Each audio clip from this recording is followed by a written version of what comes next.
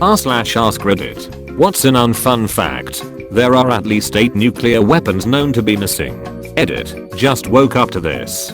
Thank you for the awards. And thank you for wishing me a happy cake day. How the hell do you lose a nuke? Well, a lot of them were put on boats and subs. Then the subs/boats sink, and the nukes are still down there, active. Seeing how much of a shit show 2020 has been, at least one will detonate this year. When preparing a body for an open casket, the mortician will sew the person's jaw shut to keep their mouth from flopping open and place special contact lenses on the eyes lined with hooks, both to keep the eyelid from snapping open due to shrinking tissues and to give the eye a bit more natural bulge, as the eye tends to sink into the socket after death. My father is a mortician who now works for a university, but during his time as a funeral director, he embalmed some brothers who were in a terrible accident. This was a few years ago, when I was in high school. They had been run over by a car, exposing their skulls. The family wanted an open casket, so my dad had to make them look as presentable as he could. He said that he had to fill the skulls with something hard because, yeah, he managed to make them look good and the family was happy. It's an art. A lot of it involves makeup and craftsmanship to make someone look like they're sleeping, so as not to freak out the family. It's definitely not a profession for the faint of heart. As a nurse, I've encountered many stillborn babies that I had to get creative to make them presentable for the parents to see, hold, and give a heartfelt goodbye. One time my nurse coworker came to me distraught because she just attended a C/section for a term stillbirth in which the physician had a difficult time delivering. The baby's head was essentially crushed from delivery and brain matter was spilling out. It was a bad scene and my coworker needed help making the baby look presentable for the parents. I just did what had to be done using tape and rolled cotton pontoons to get the baby's face to look normal. I swaddled the little baby as best I could and cautioned the nurse not to let the parents unswaddle the baby.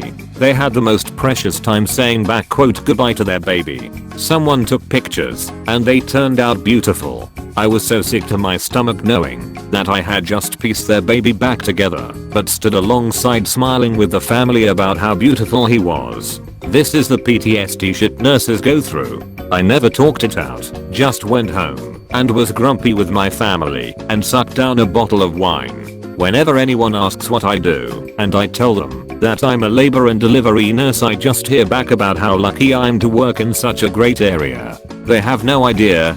Thanks for letting me share. I lost a baby early in my 3rd trimester and had to deliver. The doctor warned of some physical issues such as swelling of the face. I didn't want to see the baby at first. I was young and terrified that I wouldn't be able to handle seeing him disfigured, especially since I figured it was all my fault somehow at the time. Later found out he had Downs. The nurse brought him to me swaddled a few minutes later and promised he was fine and didn't want me to have regrets down the road. I held him and am so glad I did and am forever grateful for her. She took pics, gave us a small box of mementos, footprints and the such. It all helped tremendously in the grieving process in the days ahead. And my children now can see a picture of their brother. Suicide bombers are a lot easier to identify post-mortem than you'd expect. This is because the blast from the suicide belt hits the base of the head in such a way that the head pops off like a cork. Investigators therefore have a relatively intact head to ID. Edit. Thanks for the gold, kind stranger. In response to speculation in the comments, I'd like to say that I'm not a veteran, a forensics expert, or a gore site editor, and I have not witnessed this in person, although I have seen a couple of photos. I'm just a true crime guy who looked into the forensics after the St. Petersburg and Manchester bombings in 2017. My original source was a quote by journalist Jobby Warwick. That brain-eating amobus exist at all, and is also pretty commonly found in freshwater ponds and lakes. Apparently only 4 people have survived getting it in the last 50 years. I have a friend that got LASIK eye surgery, and then 2 months after she started getting eye pain and was losing her vision. Somehow, a flesh-eating amoeba got into her eye via the eye flap left over from the surgery and started eating her cornea. She was in serious pain and eventually lost all sight. Seems like they managed to kill off the amoeba and then she got a cornea transplant. Shit was crazy. Edit. Curiosity got the better of me after literally 20k plus upvotes and a gazillion comments of her being stupid for not following protocol, so I double checked with her. She said she'd been invited to go lazy river kayaking, just a few blow up kayaks and light drinking on a slow river, 2.5 months after her surgery, had called her surgeon to ask if it was safe, and he said she should be fine as normally the outer layer heals after 5ish weeks, and to just be safe. Nothing harrowing happened on the kayak trip. She tried her best to not actually let her head go underwater, but she had been splashed in the face a few times and that had to have been it. She was just extremely unlucky and found out that at some point after the surgery the flap hadn't settled in the perfectly correct position and there was the tiniest opening. It wasn't her fault, nor the surgeon's fault. Just an incredibly unlucky experience, and she often catches herself reminiscing, what if I'd never gotten the surgery in the first place? But she clarified that her experience was super rare and tons of people get successful LASIK and should still consider it if they wanted to. Tapeworms can grow up to 32 feet inside of you, and they eat half of what you eat. People used to consume them on purpose to lose weight. Edit. Was not expecting so many worm comments. There is a whale called 52 Blue that only sings at that frequency, meaning it can't communicate with other whales. It is nicknamed the loneliest whale on the planet. People who handle cockroaches develop allergies to them. This usually prevents them from drinking pre-ground coffee because of the cockroaches that get grounded in with the large batches. This is a viscerally unfun fact. There are more slaves today than any time in history. Only 1 in every 1,000 sea turtles born ever make it to adulthood. To add to this, saving baby turtles at the beach does less, almost nothing, for conservation compared to protecting adult turtles in the ocean. You have a higher chance of dying on the way to get a lottery ticket than actually winning. Whales don't die of old age. Eventually they just don't have the strength to resurface and slowly drown. In 2014 the CDC once found a smallpox sample that they had lost and didn't even know it. It was just laying around in some random storeroom. Link. This week in Storage Wars. Scuba divers can experience a sudden change in pressure when swimming near pipes and will get sucked inside. Doesn't matter the size of the hole. It's called delta P. Worst part? Someone else usually has to go inside the pipe to remove the body. The female tarantula hawk wasp stings a tarantula between the legs, paralyzes it, then drags the prey to a specially prepared burrow where a single egg is laid on the spider's abdomen, and the entrance is covered. Gender of the larvae is determined by fertilization. Fertilized eggs produce females, while unfertilized eggs produce males. When the wasp larva hatches, it creates a small hole in the spider's abdomen, then enters and feeds voraciously, avoiding vital organs for as long as possible to keep the spider alive. After several weeks, the larva pupates. Finally, the wasp becomes an adult and emerges from the spider's abdomen to continue the life cycle. Female tarantula hawk wasp. That's it. My 4 biggest fears put in the same lane.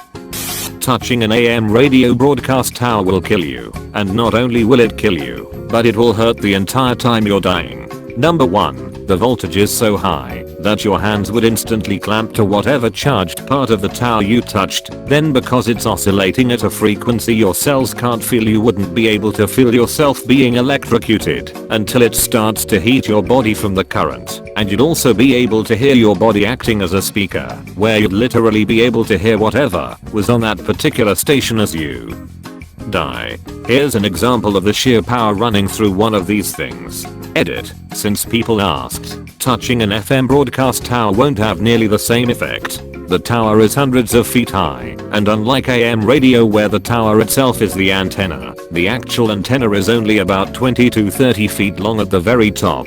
Also, FM radio uses a lot lower power, only usually 100 to 1000 watts, compared to AM radio where usually 1000 to 50,000 watts are used. So unless you climb all the way to the top of the tower, there's no danger of any burns. Also, in regard to 5G, as stated previously, AM radio uses an incredible amount of power. 5G uses so much less power, on the order of 1 to 15 watts. Also, radio waves are considered non-ionizing radiation, meaning the only danger with them is a small heating effect at higher frequencies, kinda like a microwave. But also keep in mind that your microwave uses 1500 watts. This is because the wavelength of these radio waves is literally too big to interact with your cells in any way. There's no danger whatsoever here. The power depicted in that video comes from the electricity flowing through the tower, not the radio waves themselves. Deep sea octopus babies take 5+ years to hatch, while mama octopus never leaves the nest to feed and dies when the babies hatch. She doesn't eat for 5+ years. Edit. Oh my, this really blew up. Many of you pointed out the source already. It is from Radiolab Optimum episode. I highly recommend. Fatal familial insomnia exists. It's a rare, incurable prionic brain disease that progressively destroys your brain's ability to sleep. Eventually you stop sleeping altogether, go insane, have seizures, and die. Anyone can have a brain aneurysm at any age, no matter your health situation. All too aware of this one, unfortunately. My aunt had one completely randomly about 10 years ago. She had no prior health problems, wasn't feeling unwell, nothing. It just suddenly happened. She survived, but it's left her very mentally damaged and has to live in a support place indefinitely now. When your skin becomes red from spending too much time under the sunlight, it's basically because your skin cells are committing suicide to avoid becoming cancerous. Edit. Source. The process is called apoptosis, and when cells whose DNA gets messed up by radiation doesn't commit suicide, that's when it starts growing out of control and thus becomes skin cancer. I'm no expert, but many medical students and professionals I know have told me this is how it works, perhaps in an oversimplified manner. Depends on what you find as fun, but King Henry VIII exploded in his coffin while the grave was being dug. The mess was cleared up by stray dogs. You may have heard that South Koreans have a superstition called fan death, where if you keep a fan on too long it will kill you. The history of its origins is much darker. When people committed suicide and the coroner had to determine cause of death, they would say it was death by fan. This is to save the face of the family and not cause them shame. It eventually became a superstition, and one that Westerners find funny. Brush-tailed possums are coprophagic, eat their own shit. They need their food to go through their digestive system twice to get all the nutrients. They are nocturnal, so spend the night eating eucalyptus and other plant leaves and flowers. During the day, they curl up into a little ball with their mouths closed to their bums and eat the soft poo as it comes out in. Then while they're out at night, they poo out hard long pellets of poo, having absorbed all the nutrients.